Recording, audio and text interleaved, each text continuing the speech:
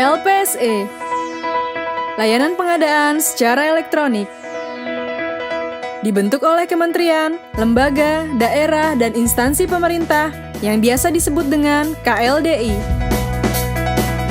LPSE bekerja untuk menyelenggarakan sistem pengadaan barang jasa secara elektronik, sehingga KLDI dapat melakukan pengadaan dengan penyedia di sistem tersebut. Pada tahun 2000, Keputusan Presiden Nomor 18 mengatakan, pengadaan barang jasa haruslah efektif, efisien, persaingan sehat, transparan, terbuka, dan adil. Pada tahun 2001, para pemangku kepentingan pengadaan menggagas perlunya lembaga pengadaan dengan membuat Lokakarya Nasional, penyiapan lembaga pengembangan kebijakan barang dan jasa pemerintah.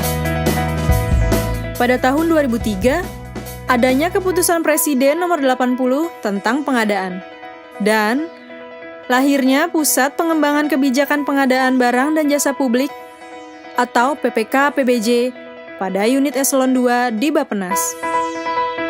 Keputusan Presiden tersebut mendorong mulai memperkenalkannya sistem e-procurement. Sejak saat itu, mulai adanya inisiatif menggunakan e-procurement oleh Bappenas, Pemerintah Kota Surabaya, Kementerian PU, dan Kementerian Kominfo.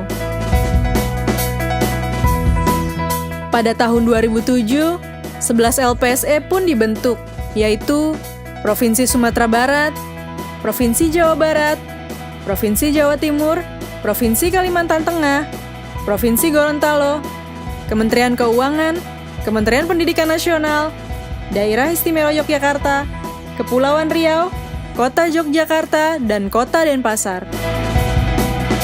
Pada tanggal 6 Desember 2007, LKPP disahkan berdasarkan Peraturan Presiden Nomor 106 untuk membuat rencana, pengembangan, strategi, aturan perundangan, kebijakan secara berkelanjutan, berkala, terpadu, terarah, dan terkoordinasi. Salah satu goal dari LKPP adalah terlaksananya electronic procurement. Untuk itu, LKPP mendorong dibentuknya LPSE di KLDI agar dapat melayani dan memfasilitasi sistem pengadaan secara elektronik. LPSE sebagai penyelenggara layanan pengadaan secara elektronik terus berkembang hingga mencapai 620 unit.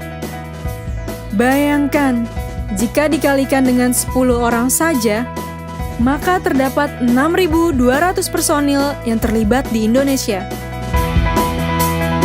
Peran LPSE yaitu layanan konsultasi, fasilitas dan fitur aplikasi, keluhan layanan, pelatihan, registrasi dan verifikasi, error handling, pemeliharaan dan keamanan infrastruktur, arsip dokumen, dan masih banyak lainnya.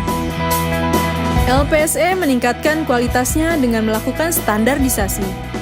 Di antaranya adalah layanan, kapasitas, dan keamanan informasi untuk memenuhi UU ITE 2008 dan PP 82 2012. Para pemangku kepentingan misalnya ULP dan penyedia dapat lebih efisien dalam melaksanakan pengadaan.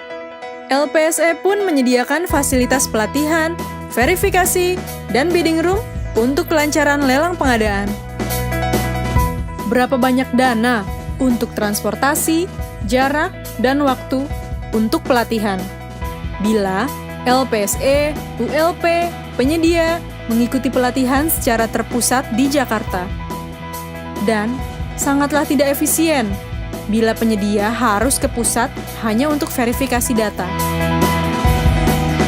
Peran LPSE dalam membantu pemerintah pusat menghasilkan efisiensi bagi Indonesia hingga mencapai 10,11%, yaitu lebih dari 60 triliun.